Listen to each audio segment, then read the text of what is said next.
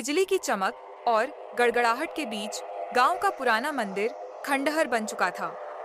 इस मंदिर को लेकर गांव वालों में कई डरावनी कहानियां प्रचलित थीं। गांव के बुजुर्गों का मानना था कि यहाँ एक ब्रह्म पिशाच का वास था, एक ऐसा दानव जो कभी इंसान हुआ करता था, लेकिन उसने कुछ ऐसा पाप किया कि उसे शापित कर दिया गया। यह गांव से दूर एक पुरानी हवेली थी, जहां गांव के लोग जाने से कतराते थे।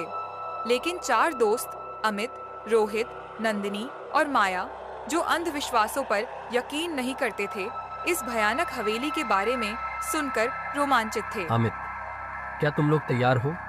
आज की रात हम इस हवेली में रुकेंगे और पता लगाएंगे कि यहाँ असल में क्या है। सब बेकार की बातें हैं। हवेली का माहौल ठंडा और भारी था। दीवारों पर मकड़ी के जाले और फर्श पर धूल की मोटी परत बिछी थी।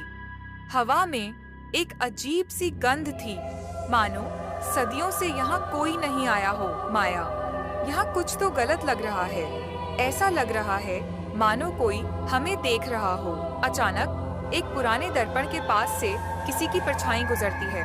सभी चौकन्ने हो जाते हैं। अमित दर्पण के पास जाकर उसे ध्यान से देखता है, लेकिन वहाँ कुछ नहीं होता। आधी रात हो चुकी थी।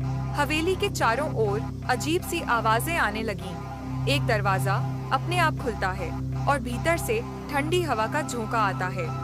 रोहित धीमे कदमों से उस दरवाजे की ओर बढ़ता है। जैसे ही वह दरवाजे के पास पहुंचता है, उसकी नजर हवेली की दीवार पर बने एक पुराने चित्र पर पड़ती है। चित्र में एक व्यक्ति दिखाई देता है, जिसके चेहरे पर एक अजीब सी कुटिल मुस्कान थी। उसकी आंखें लाल थीं और उसके चारों ओर जलती हुई मशालें थीं। माया चित्र को देखकर डर से कांप जाती है और कहती है, यह वही है, यह वही ब्रह्म पिशाच है जिसके बारे में गांव वाले कहते हैं। तुम लोगों को यहाँ नहीं आना चाहिए था। सभी ठिठक जाते हैं और तभी हवेली की सीढ़ियों से एक धुंधली परछाई नीचे उतरने लगती है। उस परछाई की चाल धीरे धीरे तेज होती जा रही थी और उसकी ओर आते ही हवेली की दीवारें कंपन करने लगती हैं। नंदिनी, यह क्या हो रहा है? हमें यहाँ से भागना चाहिए। लेकिन दरवाजे अपने आप बंद हो चुके थे। हवेली की हर खिड़की बंद हो गई। रोहित चिल्लाता है, हम फंस गए हैं। परछाई अब उनके बिल्कुल सामने थी।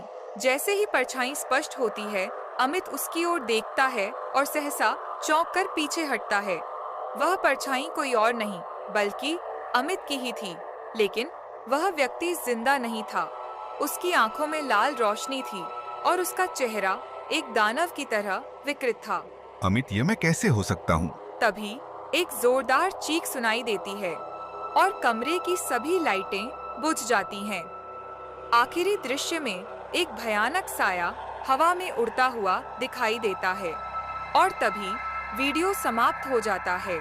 अगली कड़ी में जानिए, कौन है ये ब्रह्म पिशाच और क्या अमित अपने ही अतीत से छिपा हुआ एक खौफनाक राज छुपा रहा है।